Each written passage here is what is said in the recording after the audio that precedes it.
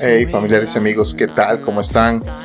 Esto es Atípico, yo soy Enoch Salazar y como todas las semanas quiero darles la bienvenida, quiero agradecerles por ser parte de este proyecto y por acompañarme. De verdad, gracias por su compañía y su sintonía. Y como todas las semanas, mi oración es que estés pasando un gran tiempo, que Dios esté bendiciendo tu vida, que Dios esté abriendo puertas de manera sobrenatural y que todo vaya saliendo conforme a su plan en vos y en tu familia. Dicho esto, te invito a quedarte y que juntos descubramos hoy algo nuevo sobre Dios, la Biblia y la vida. Como siempre, si querés escribir en los comentarios, podés hacerlo. Dale like, por favor. Suscríbete a las diferentes plataformas donde está alojado este podcast y simplemente compártelo con alguien más. A vos no te cuesta nada, a mí me bendice un montón y juntos podemos hacer que esta comunidad crezca un poco más cada día. Si te gusta este contenido, puedes pasárselo a alguien más, puedes bendecir a otros a través de un simple compartir. Y si no te gusta, envíaselo a alguien que te caiga súper mal y vengate de él. No, nada. Gracias por ser parte de esto. No sé si lo usas para bendición, no sé si lo usas para que te acompañe en los estudios, mientras corres, mientras haces ejercicio, mientras lavas los platos, o simplemente lo usas como una píldora para dormir. Todo bien, no pasa nada. Gracias por ser parte de esta comunidad. Ahora sí, iniciamos. Este es el episodio 98 y le he titulado Si hubieras estado aquí.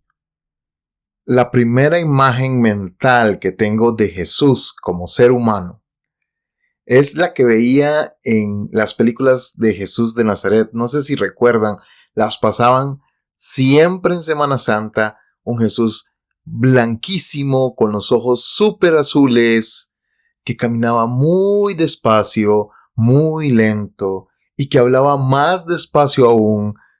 Era un Jesús muy aburrido. Que jamás lo vi reír, que jamás lo vi compartir. Y esa era mi imagen, un Jesús casi intocable, casi por encima de los demás. Pero cuando descubrí la Biblia por mí mismo, soy hijo de pastor, toda la vida he sabido lo que es una Biblia, pero cuando la descubrí por mí mismo, cuando ya nadie me obligaba a leerla, cuando ya nadie me obligaba a andarla, y yo de manera voluntaria empecé a estudiarla, descubrí un Jesús completamente distinto al de las películas. Un Jesús más como el de The Chosen ahora. No sé si la han visto, si no la han visto, por favor háganse ese favor. Pero un Jesús más humano, más en contacto con la gente. La Biblia me habla de un Jesús que siempre estaba rodeado de personas, que siempre estaba ayudando a otros, que siempre estaba riendo, que siempre estaba compartiendo. Y me fascina ese Jesús. Pero nos habla muy poco de su vida personal. Casi siempre está hablando de la vida pública de Jesús, de los momentos donde estaba predicando o sanando o acompañando a otros, o de los momentos donde estaba con sus discípulos. Siempre es eso. Hay muy pocos espacios para hablar de la vida personal de Jesús. Pero me encanta que la Biblia es clara en que tenía un muy buen amigo. Una familia que no era parte de su círculo cercano, tal vez. Estoy hablando de sus discípulos. Pero que siempre estaba presente en la mente de Jesús. Y era la familia de Lázaro. Lázaro y sus dos hermanas, Marta y María. Y me encanta porque la Biblia dice que Jesús era muy recurrente en pasar a visitar a Lázaro. Tenía una amistad real con él. Compartían muchísimo y cada vez que estaban cerca de Betania, Jesús iba a visitarlos. A Jesús le gustaba estar ahí, eran amigos. Y esa parte a veces casi la dejamos pasar. Creo que puedo decir que si Jesús tenía un amigo terrenal, ese era Lázaro y esas eran sus hermanas. Había una relación muy bonita entre ellos. Sin embargo, en esa historia hay algo pasando muy extraño. y se nos relata en el capítulo 11 de Juan. Jesús está en otro pueblo, a 2 días de camino de donde vive Lázaro, y llega un mensaje. Maestro, Lázaro está enfermo, ven pronto. Jesús ya había empezado su ministerio y todos habríamos pensado, ¡hey! Está enfermo su mejor amigo, va a ir a sanarlo, va a correr, va a dejar todo lo que tiene para sanarlo. Pero la respuesta de Jesús es, tranquilos, nos vamos a quedar acá un tiempo más.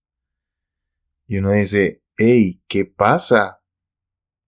Es interesante, Jesús se queda un tiempo más ahí y luego, 2 días después, camina. Eso quiere decir que llega a la ciudad 4 días después. Y cuando llega, parece que todo está perdido ya. San Juan 11, versículo 17. A su llegada, Jesús se encontró con que Lázaro llevaba ya 4 días en el sepulcro. Betania estaba cerca de Jerusalén, como a 3 kilómetros de distancia, y muchos judíos habían ido a casa de Marta y de María a darles el pésame por la muerte de su hermano. Cuando Marta supo que Jesús llegaba, fue a su encuentro, pero María se quedó en casa. Señor, dijo Marta a Jesús, si hubieras estado aquí, mi hermano no habría muerto. ¿Qué tal si hablamos un poco de cuando los planes mueren? Cuando todo se derrumba, cuando todo se cae. ¿Qué tal si hablamos de esos momentos en que decimos, hey, esto no era lo que yo esperaba? Dios, ¿por qué no llegaste antes? Señor, se suponía que esto iba a funcionar. Curiosamente, este pasaje bíblico nos captura ese preciso sentimiento. Señor, si hubieras estado aquí, mi hermano no habría muerto. Es una frase que está llena de dolor, que está llena de frustración, como a todos nos ha pasado, porque tal vez no se nos murió alguien, tal vez sí, pero algo pasó dentro de nosotros. Alguna situación murió, esa empresa murió, ese matrimonio fracasó, ese amigo se fue. O esa persona tan especial, tal vez un familiar cercano, tal vez tu esposo, tu esposa, un hijo, una hija, murió y tu reclamo es, Señor, ¿por qué no estuviste para él? ¿Por qué no estuviste aquí? Pero el versículo 22 también nos da esperanza. Después de que Marta le dice eso, Jesús también agrega, pero yo sé que aún ahora Dios te dará todo lo que pidas. Sé que todos nos hemos sentido así de frustrados, al menos una vez en la vida. Sé que todos hemos pasado por esta pregunta, por este reclamo a Dios. Dios, ¿por qué no estuviste ahí? ¿Por qué no llegaste a tiempo? ¿Por qué tardaste tanto? ¿Por qué no lo sanaste? ¿Por qué no lo salvaste? ¿Por qué no me ayudaste en esto? Y en este contexto leemos este pasaje y decimos, Jesús, pero si era tu amigo, ¿qué pasó ahí? Señor, si hubieras estado aquí, esto no habría pasado. Yo no sé vos, pero, tantas veces he dicho esto, tantas veces lo he pensado, tantas veces he llorado, enojado, diciendo, Dios, ¿por qué no me ayudaste? ¿Por qué no estuviste ahí?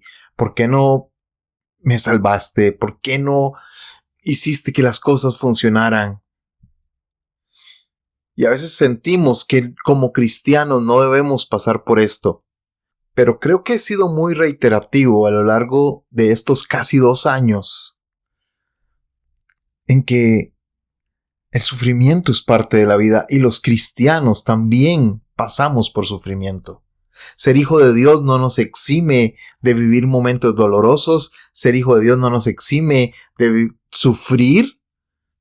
Ser hijo de Dios no nos exime de pasar por momentos de angustia. Eso no sé de dónde lo sacamos, Pero la realidad es que no nos exime de eso. La Biblia es honesta.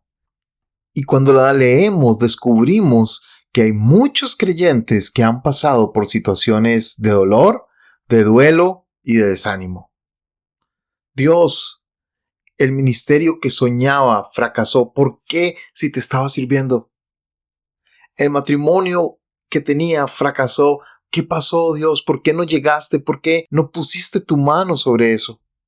El trabajo que creí que era tuyo, que oré para que tú me lo dieras, ahora se cerró. ¿Qué pasó, Dios? El proyecto por el que tanto oraste se cayó. Y ahí uno siente lo mismo que Marta cuando ve a Jesús llegar todo tranquilo, cuando todo ha muerto. Es una combinación de furia y de dolor, de enojo, pero también de angustia. Y decimos, Señor, si hubieras estado aquí. Señor, si me hubieras ayudado.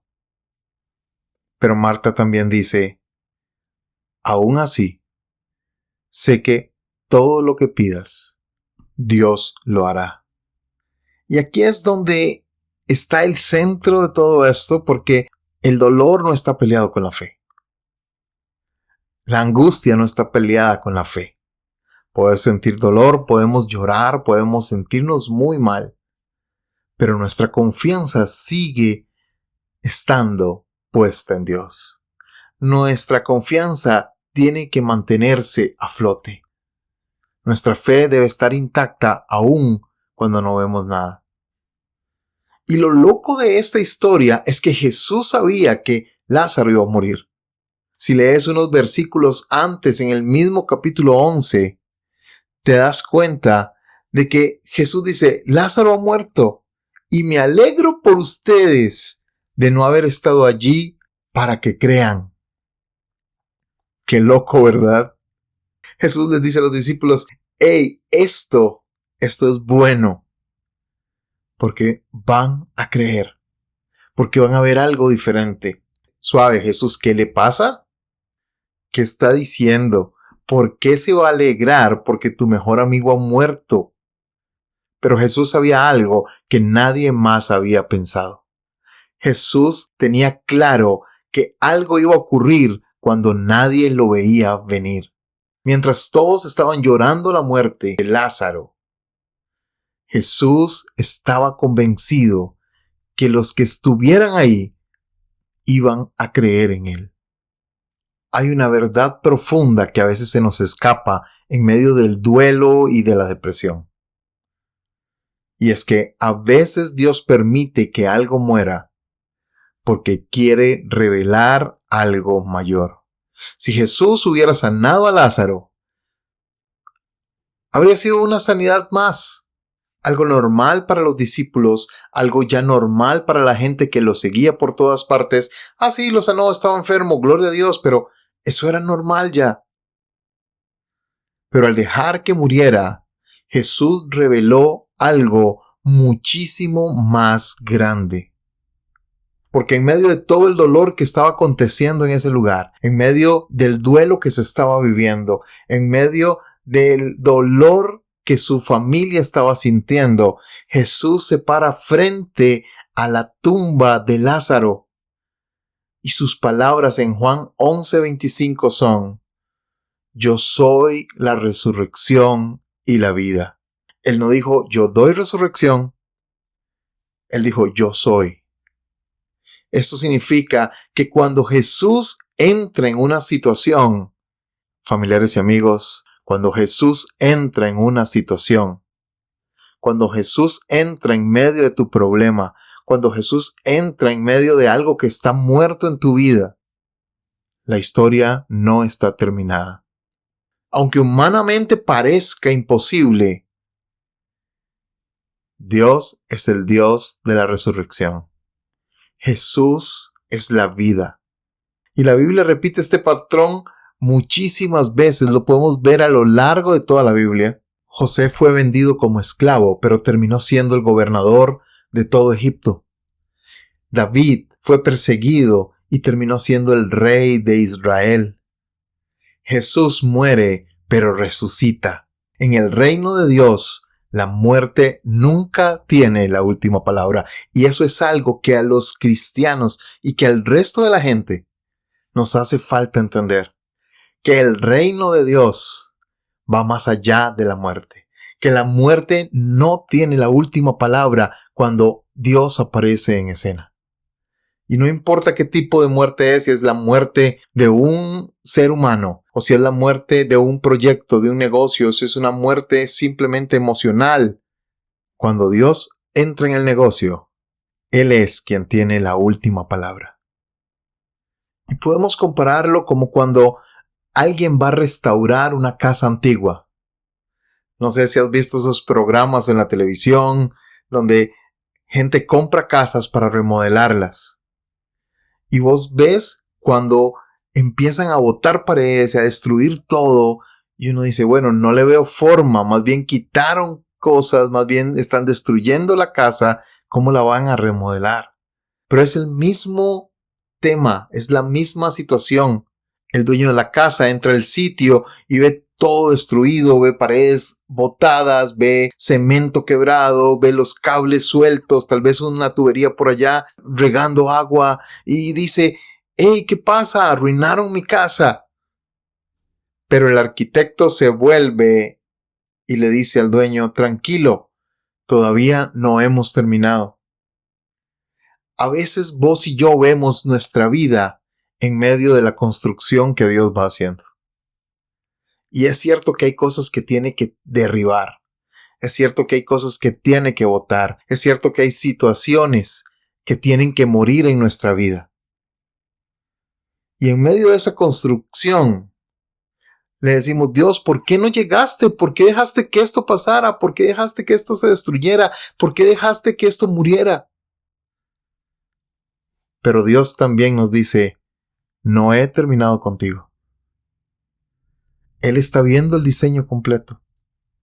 C.S. Lewis escribió alguna vez que cuando le pedís a Dios como arquitecto que derribe un cuarto en la casa que hay en tu corazón, porque no está bien, cuando Jesús lo derriba y empieza a hacer el cuarto, se da cuenta que esa casa no es apropiada para tener ese cuarto. Y empieza a botar todo lo demás porque Él quiere construir no una casa, sino un palacio en tu corazón. Y es cierto que en medio de eso hay cosas que duelen, en medio de eso hay cosas que no esperamos, en medio de esa construcción hay cosas que van a morir sí o sí.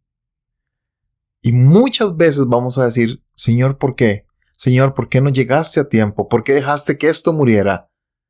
Pero tenemos que recordar las palabras del apóstol Pablo en Romanos 8:28. A los que aman a Dios, todas las cosas les ayudan a bien. Finalmente, Jesús llega frente a la tumba y dice algo que parece descabellado. Quiten la piedra. Y Marta le responde, Señor, te queremos mucho, pero ya huele mal. Son 4 días los que ha estado ahí. Jesús ora y grita, Lázaro, ven fuera. Y el muerto, que llevaba 4 días ahí, sale caminando.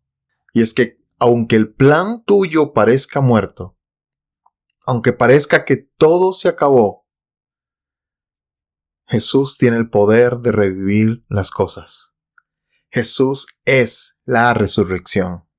Y aquí viene el reto para vos y para mí. Muchos cristianos confían en Dios cuando todo está vivo, cuando los planes están saliendo adelante, cuando las relaciones están en su punto top. Pero el verdadero desafío de confiar es cuando algo ya murió. Cuando el sueño murió, cuando el plan murió, cuando la esperanza parece enterrada, ahí es donde Dios prueba nuestra fe. Porque Dios no solo es Dios de lo posible, Él es Dios de la resurrección. Y es cierto, tal vez no reviva el plan, tal vez no reviva el sueño, tal vez aquella relación no crezca más, pero algo debe morir para que Dios pueda revelar un plan superior en nuestras vidas. Algo debe de cambiar para que Dios revele un mejor plan en nuestro entorno, en nuestra comunidad, en nuestra vida, en nuestro propio ser. Tal vez hay algo muriendo hoy y vos estás orando para que Dios lo sane.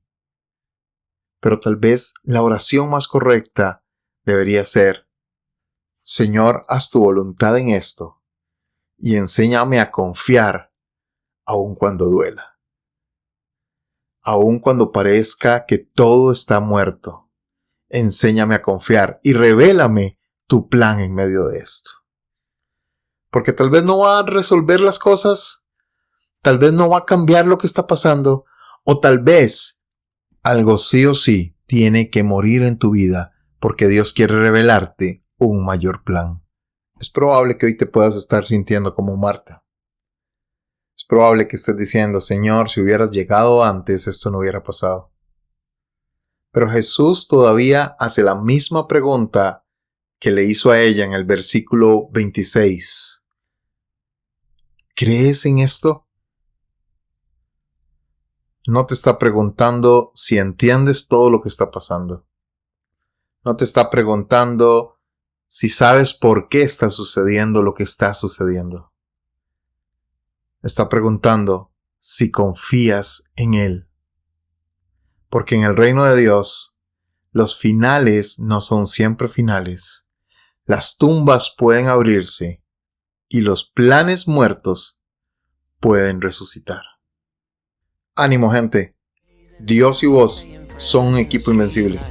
Nos escuchamos la próxima semana.